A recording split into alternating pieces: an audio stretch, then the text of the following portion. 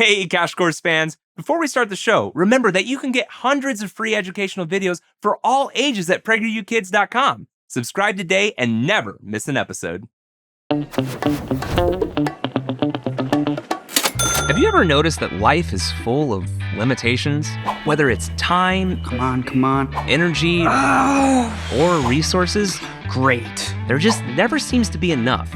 In economics, this is called scarcity, which points to a fundamental disparity between unlimited human wants We want more! We want more! and the limited resources available to satisfy them. This is all I have left.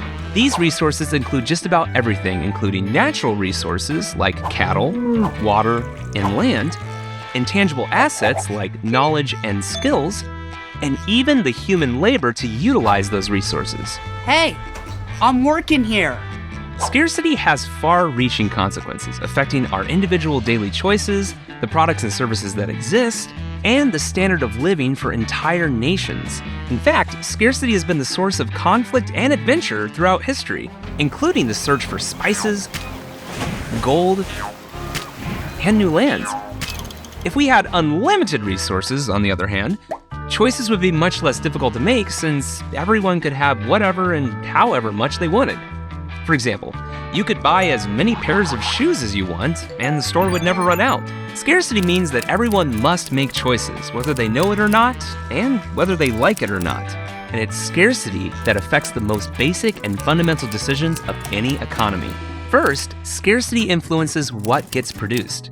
Resources are limited, so there can't be infinite kinds of services and products all at once. In free markets, the products that are in high demand relative to their supply and have a potential for profit are the products most likely to be made. Secondly, scarcity constrains how much goods and services can be produced with the available resources. Producers must make decisions about how to allocate their limited inputs like raw materials, capital, and even time that often have competing uses. Lastly, scarcity influences how what's produced gets distributed. This isn't just about logistics, like functioning roads, but about the economic system and government policies that impact the exchange of goods and services. In free markets, distribution is naturally decided by what consumers are willing and able to pay for the products. In more controlled markets, the system and policies can influence or determine whether things get distributed at all, and could also determine whether a business or entire industries exist. For each of these, there are no perfect decisions, but rather imperfect trade-offs. This means that each producer, whether a nation or a company, must decide what to produce, how much to produce, and how to distribute what's produced. If not carefully considered, producers risk wasting resources that could have been used for more productive and profitable purposes. Let's illustrate this using a simple bake sale. Let's first deal with how what's produced gets distributed to customers. If there are few rules or restrictions to the bake sale, you can produce whatever you think the customers want using your scarce resources, materials, and time. And the customers can buy whatever they want with their scarce resource, money, in a free exchange. However, say it's a bake sale with lots of rules and restrictions on who can buy, when they can buy, how it's made, and how much products can be sold for. Each requirement reduces the free exchange of goods. On the producer's side, by using up your scarce time and resources to meet those requirements, thus potentially limiting your output or your profit, and on the customer's side by limiting their choices. Fortunately, this is the Taste of Freedom bake sale. Great! Now you have to decide what to make and sell. You have limited ingredients and time, so you want to make sure to make something that people want to maximize your return. You could make chocolate chip cookies, chocolate cake, or even brownies. I think I'll make chocolate chip cookies, since they're the most popular. That's probably true, but being the most popular means other sellers might make those cookies as well, meaning you'll have more competition selling the same thing to the same group of customers. Okay, then I'll just make brownies. Not a bad idea, since there might be fewer people selling those treats, meaning less competition. This provides another choice for customers who don't want cookies, and could draw customers to you from the cookie sellers.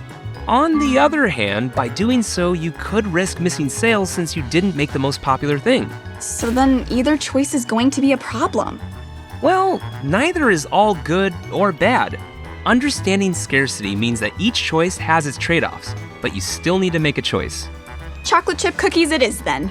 Great! Now you'll need to decide how much to produce. After all, you don't want to be left with a whole lot of unsold cookies, which translates to wasted time, money, and resources. You also don't want to produce too little, since it could result in wasted opportunities for additional sales and profit.